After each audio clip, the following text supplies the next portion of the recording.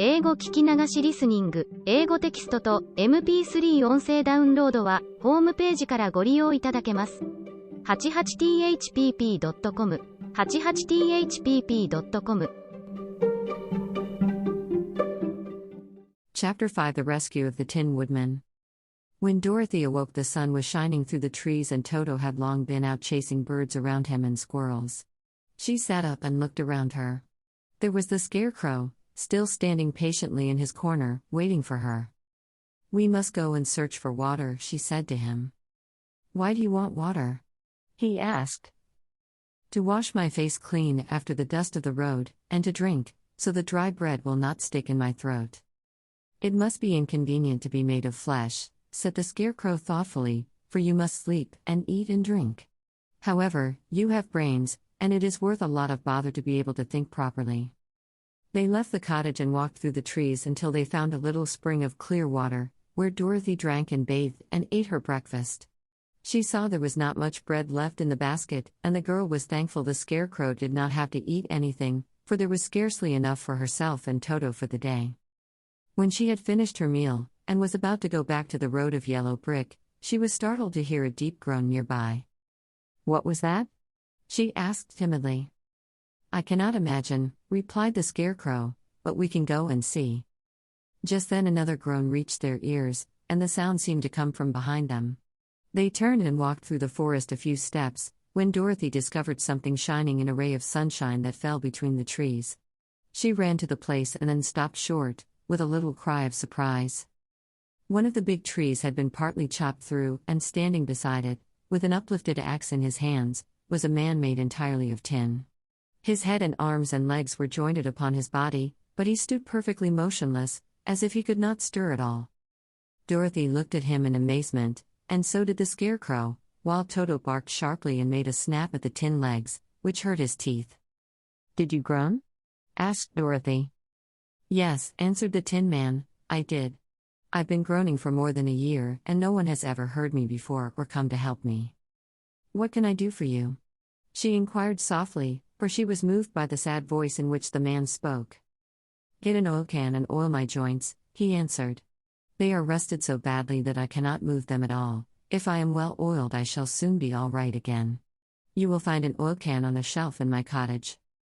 Dorothy at once ran back to the cottage and found the oil can, and then she returned and asked anxiously, "Where are your joints?" "Oil my neck first," replied the Tin Woodman. So she oiled it, and as it was quite badly rusted, the Scarecrow took hold of the tin head and moved it gently from side to side until it worked freely, and then the man could turn it himself. "Now oil the joints in my arms," he said. And Dorothy oiled them, and the Scarecrow bent them carefully until they were quite free from rust and as good as new. The Tin Woodman gave a sigh of satisfaction and lowered his axe, which he leaned against the tree. "This is a great comfort," he said. "I have been holding that axe in the air ever since I rusted, and I'm glad to be able to put it down at last. Now, if you will oil the joints of my legs, I shall be all right once more." So they oiled his legs until he could move them freely, and he thanked them again and again for his release, for he seemed a very polite creature and very grateful. "I might have stood there always if you had not come along," he said, "so you have certainly saved my life. How did you happen to be here?" "We are on our way to the Emerald City to see the Great Oz," she answered, "and we stopped at your cottage to pass the night." "Why do you wish to see Oz?" he asked. "I want him to send me back to Kansas, and the Scarecrow wants him to put a few brains into his head," she replied. The Tin Woodman appeared to think deeply for a moment. Then he said, "Do you suppose Oz could give me a heart?" "Why, I guess so," Dorothy answered. "It would be as easy as to give the Scarecrow brains." "True," the Tin Woodman returned. "So, if you will allow me to join your party, I will also go to the Emerald City and ask Oz to help me."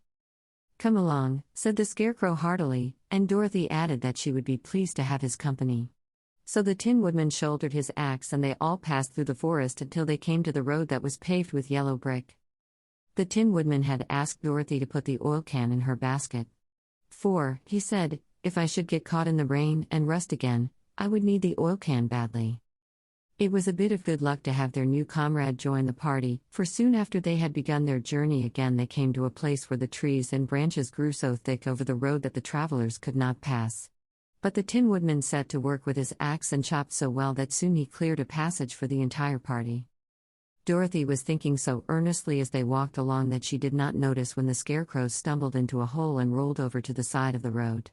Indeed, he was obliged to call to her to help him up again. "Why didn't you walk around the hole?" asked the Tin Woodman. "I don't know enough," replied the Scarecrow cheerfully.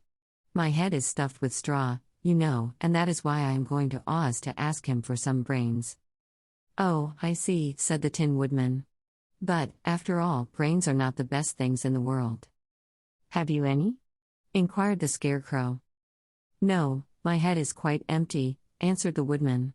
"But once I had brains, and a heart also, so, having tried them both, I should much rather have a heart." "And why is that?" asked the Scarecrow.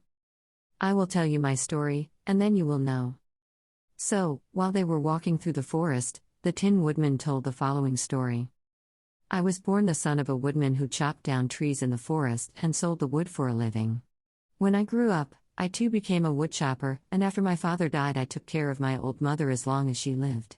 Then I made up my mind that instead of living alone I would marry, so that I might not become lonely.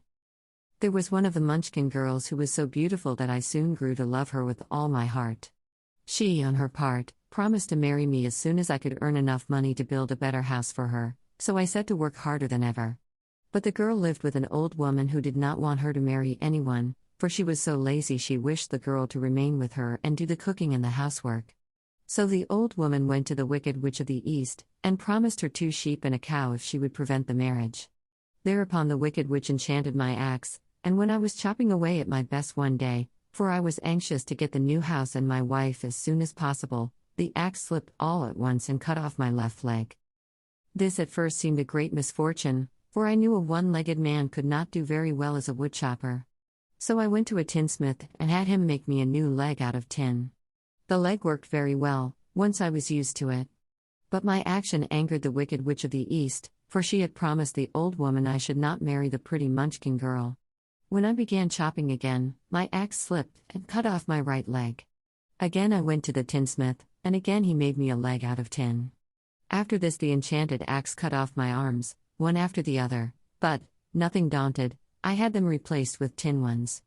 The Wicked Witch then made the axe slip and cut off my head, and at first I thought that was the end of me. But the tinsmith happened to come along, and he made me a new head out of tin. I thought I had beaten the Wicked Witch then, and I worked harder than ever, but I little knew how cruel my enemy could be. She thought of a new way to kill my love for the beautiful Munchkin maiden, and made my axe slip again, so that it cut right through my body, splitting me into 2 halves. Once more the tinsmith came to my help and made me a body of tin, fastening my tin arms and legs and head to it, by means of joints, so that I could move around as well as ever. But, alas! I had now no heart, so that I lost all my love for the Munchkin girl, and did not care whether I married her or not. I suppose she is still living with the old woman, waiting for me to come after her. My body shone so brightly in the sun that I felt very proud of it, and it did not matter now if my axe slipped, for it could not cut me.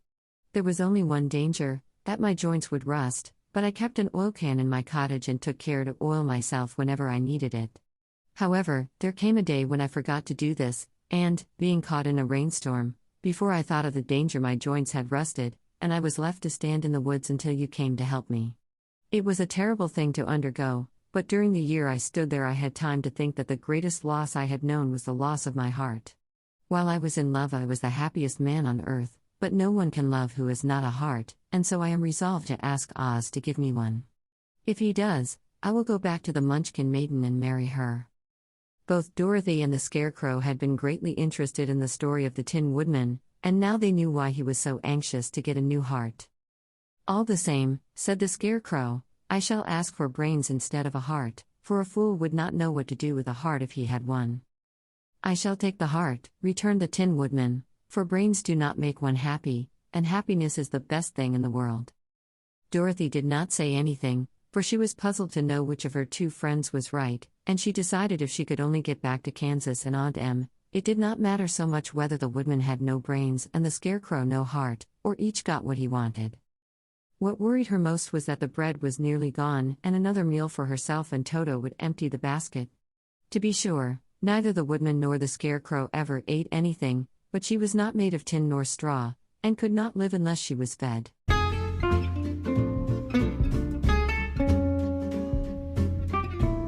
英語聞き流しリスニング、英語テキストと MP3 ダウンロード、その他の物語はホームページからお聞きいただけます。88thpp.com 88thpp.com